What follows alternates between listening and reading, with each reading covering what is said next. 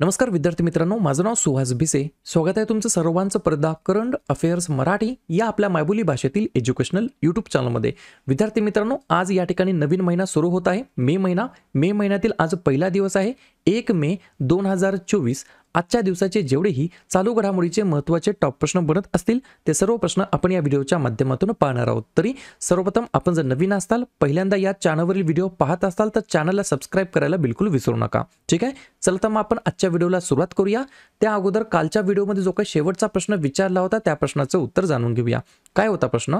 अलीकडेच कोणत्या संस्थेने भारतातील सर्वात हलके बुलेट प्रूफ जॅकेट विकसित केलेले आहे? तर बऱ्याच विद्यार्थी मित्रांनी अगदी योग्य उत्तर टाईप करून सांगितलं आहे. पर्याय क्रमांक बी, DRDO हे या प्रश्नाचं योग्य उत्तर असणार आहे. तर DRDO या संस्थेने या ठिकाणी भारतातील सर्वात हलके बुलेट प्रूफ जॅकेट विकसित केलेले आहे. क्लिअर? आता पाहूया विद्यार्थी मित्रांनो प्रश्न क्रमांक पहिला. टोटल संपूर्ण व्हिडिओमध्ये 12 प्रश्न असतील. सुरुवातीपासून शेवटपर्यंत व्हिडिओ काळजीपूर्वक पहा. एक एक प्रश्न महत्त्वाचा आहे. तुम्ही कोणत्याही एक्झामची तयारी करा. तुम्हाला या ठिकाणी आज थोडासा बदल दिसत आहे. आजपर्यंत जेवढेही व्हिडिओ आपण अपलोड केलेले आहेत त्या व्हिडिओची जी काही बॅकग्राऊंडची थीम होती ती या ठिकाणी व्हाईट कलरमध्ये होती. आजचा जो काही व्हिडिओ आहे तो आपण ब्लॅक फॉर्मॅटमध्ये या ठिकाणी रेकॉर्ड केलेला आहे. बऱ्याच जणांची अशी इच्छा होते. मला फक्त आज सर्व जणांनी जास्तीत जास्त जणांनी कमेंट करून सांगा, जेणेकरून मला लक्षात येईल की व्हिडिओची जी काही बॅकग्राऊंड आहे ती ब्लॅकच ठेवायची की व्हाईटच ठेवायची. एवढं मला फक्त कमेंट करून सांगू शकता. ठीक आहे, प्रश्न क्रमांक पहिला काय म्हणतो? कोणत्या मीडिया कंपनीची AI न्यूज अँकर सनाने इंटरनॅशनल न्यूज मीडिया असोसिएशनचा 2024चा ग्लोबल मीडिया पुरस्कार जिंकलेला आहे? प्रश्न क्रमांक पहिल्याचं योग्य उत्तर आहे पर्याय क्रमांक डी, इंडिया टुडे या ठिकाणी जी काही मीडिया कंपनी आहे त्या कंपनीची काही AI न्यूज अँकर आहे सना, त्याने या ठिकाणी इंटरनॅशनल न्यूज मीडिया असोसिएशनचा 2024चा ग्लोबल मीडिया पुरस्कार जिंकलेला आहे. पर्याय क्रमांक डी हे या प्रश्नाचं योग्य उत्तर असणार आहे.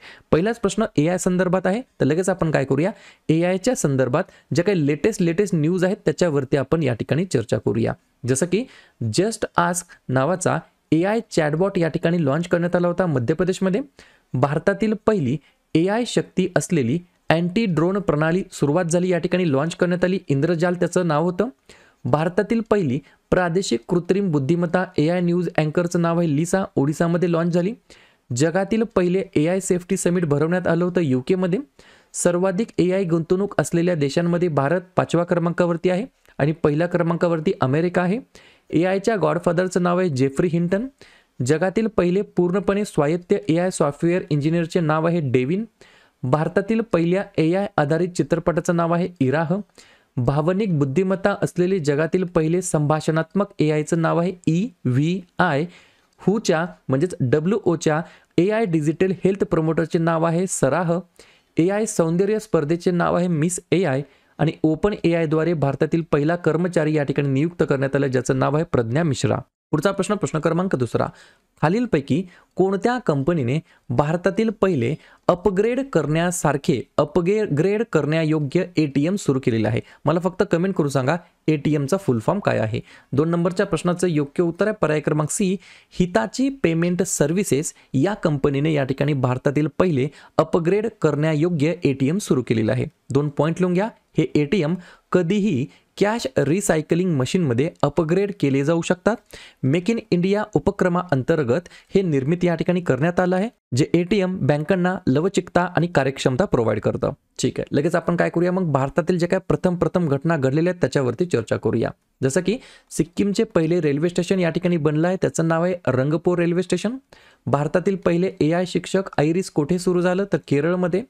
भारतातील पहिला पाण्याखालील मेट्रो बोगदा कोणत्या राज्यामध्ये सुरू झाला? तर पश्चिम बंगाल. स्टेनलेस स्टील क्षेत्रातील भारतातील पहिला ग्रीन हायड्रोजन प्लांट हरियाणामध्ये. भारतातील पहिली ड्रायव्हरलेस मेट्रो ट्रेन बेंगलोरमध्ये. भारतातील पहिली LNG चालित बस केरळमध्ये. भारतीय नौदलाचे पहिले स्वतंत्र मुख्यालय नवी दिल्लीमध्ये.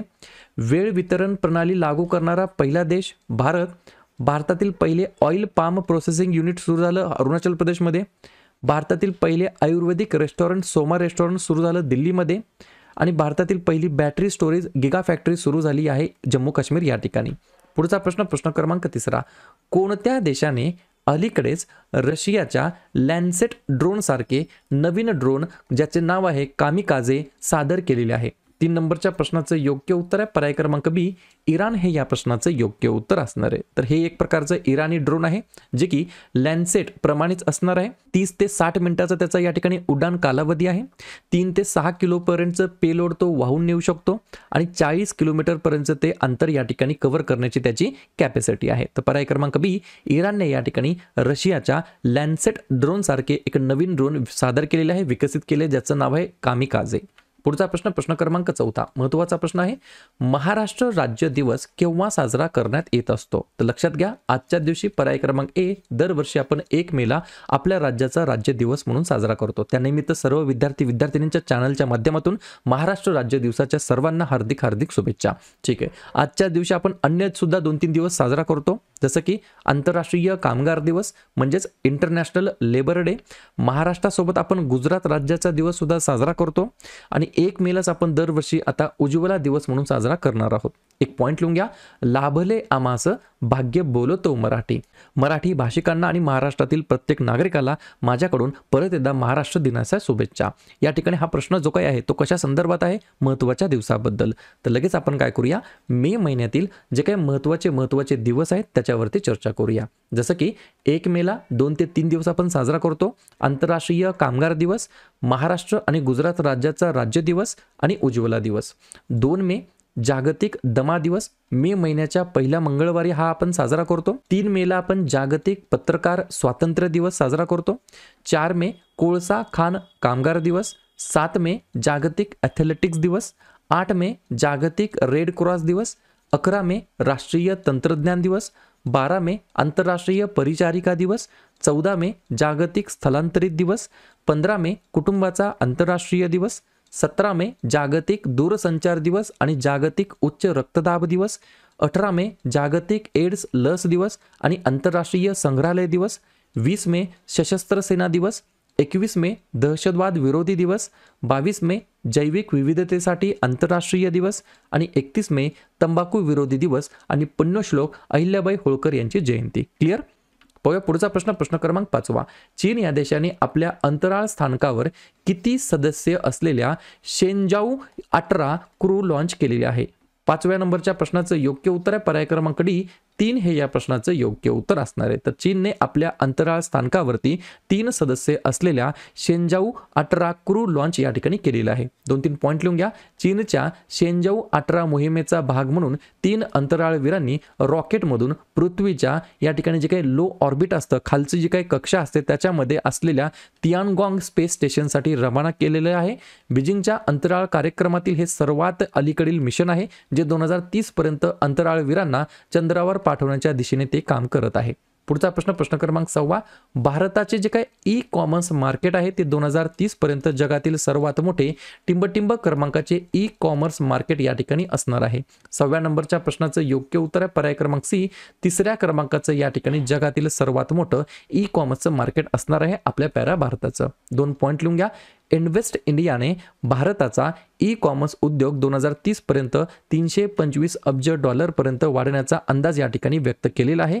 ही वाढ त्याच कालावधीमध्ये डिजिटल अर्थव्यवस्थेने $800 अब्ज पर्यंत पोहोचण्याची सुद्धा या ठिकाणी अपेक्षा वर्तवलेली आहे. लगेच आपण काय करूया मग, वेगवेगळे जे काही निर्देशांक जाहीर होत असतात, वेगवेगळ्या ठिकाणी प्रकाशित होत असतात, त्याच्यामध्ये वेगवेगळ्या देशांची रँकिंग असते. या रँकिंगमध्ये या निर्देशांकमध्ये भारताचा क्रमांक किती आहे याच्यावरती चर्चा करूया. जसं की सर्व समावेशकता निर्देशांकमध्ये भारताचा क्रमांक आहे 117. जागतिक प्रतिभा स्पर्धात्मकता निर्देशांक 2023 मध्ये आहे 103. जागतिक डिजिटल स्पर्धात्मकता निर्देशांक 2023 मध्ये आहे 49. ग्लोबल फायर पॉवर रँकिंग 2024 मध्ये आहे 4. भ्रष्टाचार निर्देशांक 2023 मध्ये आहे 93. लोकशाही निर्देशांक 2023 मध्ये आहे 41. जागतिक बौद्धिक संपदा निर्देशांक 2024 मध्ये आहे 42. महिला व्यवसाय आणि कायदा अहवाल 2024 मध्ये आहे 113वा. UNDP लैंगिक असमानता निर्देशांक 2022 मध्ये आहे 108वा. संयुक्त राष्ट्र मानव विकास निर्देशांक 2022 मध्ये आहे 134 आणि वर्ल्ड हॅपीनेस रिपोर्ट 2024 मध्ये आहे 126. पाहूया पुढचा प्रश्न क्रमांक 7. गोल्डमन पर्यावरण पुरस्कार 2024 साठी कोणत्या भारतीयाची निवड झालेली आहे? 7व्या नंबरच्या प्रश्नाचं योग्य उत्तर आहे पर्याय क्रमांक बी, आलोक शुक्ला असं त्यांचं नाव आहे. त्यांना या ठिकाणी 2024च्या गोल्डमन पर्यावरण पुरस्कारासाठी या ठिकाणी निवड करण्यात आलेली आहे. एक पॉईंट लिहून घ्या. ग्रीन नोबेल म्हणून ओळखला जाणारा हा गोल्डमन पर्यावरण पुरस्कार दरवर्षी जगातील तळागाळातील पर्यावरण विजेत्यांना हा दिला जातो. प्रश्न आहे पुरस्कारासंदर्भात, तर लगेच वेगवेगळ्या क्षेत्रामध्ये वेगवेगळ्या व्यक्तींना वेगवेगळ्या पुरस्काराने जे काही या ठिकाणी सन्मानित करण्यात आलं त्याच्यावरती रिव्हिजन करूया.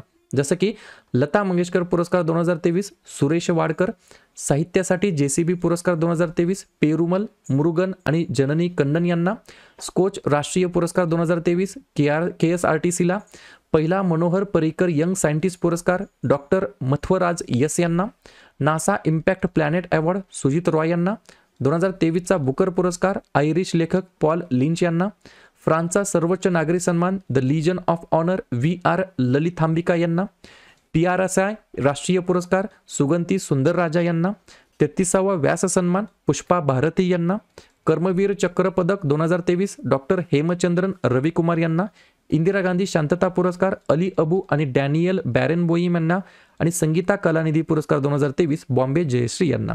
पुढचा प्रश्न, प्रश्न क्रमांक 8. ब्रू स्थलांतरित लोक पहिल्यांदाच कोणत्या राज्यातून मतदार म्हणून लोकसभा लढवणार आहेत? 8व्या नंबरच्या प्रश्नाचं योग्य उत्तर आहे पर्याय क्रमांक A त्रिपुरा हे या प्रश्नाचं योग्य उत्तर असणार आहे. तर त्रिपुरा या राज्यातील जे काही ब्रू स्थलांतरित मायग्रंट या ठिकाणी जे काही लोक आहेत ते पहिल्यांदाच या राज्यातून मतदार म्हणून या ठिकाणी लोकसभा या ठिकाणी लढवणार आहेत. 2 पॉईंट लिहून घ्या. मिझोरममधील सुमारे 37,000 ब्रू स्थलांतरित जे आता त्रिपुरामध्ये स्थायिक झाले आहेत आणि त्यांनी लोकसभेमध्ये मतदान सुद्धा केलेले आहे. 1997 पासून ब्रू स्थलांतरित उत्तर त्रिपुरामध्ये उभारण्यात आलेल्या संक्रमण शिबिरांमध्ये या ठिकाणी अडकलेले होते. पुढचा प्रश्न, प्रश्न क्रमांक 9. जवाहरलाल नेहरू बंदर प्राधिकरणाचे नवीन मुख्य दक्षता अधिकारी म्हणून कोणाची नियुक्ती करण्यात आलेली आहे? 9व्या प्रश्नाचं योग्य उत्तर आहे पर्याय क्रमांक D मनोज कुमार हे या प्रश्नाचं योग्य उत्तर असणार आहे. पुढचा प्रश्न, प्रश्न क्रमांक 10. इशाक दार यांची कोणत्या देशाचे उपपंतप्रधान म्हणून नियुक्ती करण्यात आलेली आहे? पर्याय क्रमांक C पाकिस्तान हे या प्रश्नाचं योग्य उत्तर असणार आहे. तर पाकिस्तान या देशाचे या ठिकाणी नवीन उपपंतप्रधान म्हणून इशाक दार यांची नियुक्ती या ठिकाणी करण्यात आली आहे. पुढचा प्रश्न, प्रश्न क्रमांक 11.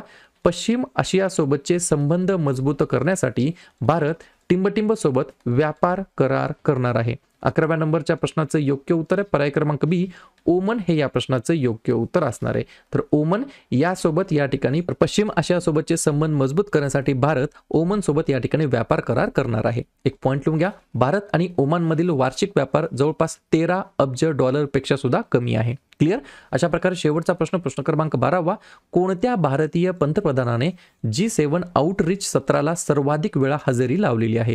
12व्या नंबरच्या प्रश्नाचं योग्य उत्तर आहे पर्याय क्रमांक A मनमोहन सिंग हे या प्रश्नाचं योग्य उत्तर असणार आहे. 2 पॉईंट लिहून घ्या. इटलीच्या पंतप्रधान जॉर्जिया मेलोनी यांनी 13 ते 15 जून 2024 या कालावधीमध्ये इटलीतील बोर्गो अग्नाझिया अपुलिया येथे होणाऱ्या ग्रुप ऑफ 7 आउटरीच सत्रामध्ये सामील होण्यासाठी भारताचे पंतप्रधान नरेंद्र मोदी यांना आमंत्रित या ठिकाणी ऑलरेडी केलेलं आहे आणि सध्या G7चे जे काही अध्यक्षपद आहे ते कोणाकडे आहे तर इटलीकडे आहे. क्लिअर. तर अशा प्रकारे विद्यार्थी मित्रांनो हे होतात 12 प्रश्न. जो काही व्हिडिओचा जो काही बॅकग्राऊंड आपण थीम यूज करत आहोत ब्लॅक कलरची, ही तुम्हाला हीच थीम पाहिजे आहे की अगोदरची जुनी आपली दरवेळची मला त्याच्यात सुद्धा या ठिकाणी कम्फर्टेबल वाटतं तर ती व्हाईट होती तर ती व्हाईट यूज करायची की ही ब्लॅक यूज करायची एवढीच या ठिकाणी मला तुम्ही नक्की कमेंट करून सांगू शकता. ठीक आहे. आणि तुमच्यासाठीचा जो काही आजचा खास प्रश्न आहे तो लिहून घ्या. शांघाय तिरंदाजी विश्वचषक 2024 मध्ये ज्योती सुरेखा वेन्नम, अदिती गोपीचंद स्वामी आणि प्रणीत कौर यांनी कोणते पदक जिंकलेले आहे? कांस्य पदक, रौप्य पदक, सुवर्ण पदक की यापैकी नाही? तर ज्या पण विद्यार्थ्यांनी या प्रश्नाचं योग्य उत्तर येत असेल त्या प्रश्नाचं योग्य उत्तर तुम्ही कमेंट बॉक्समध्ये देण्याचा प्रयत्न करा.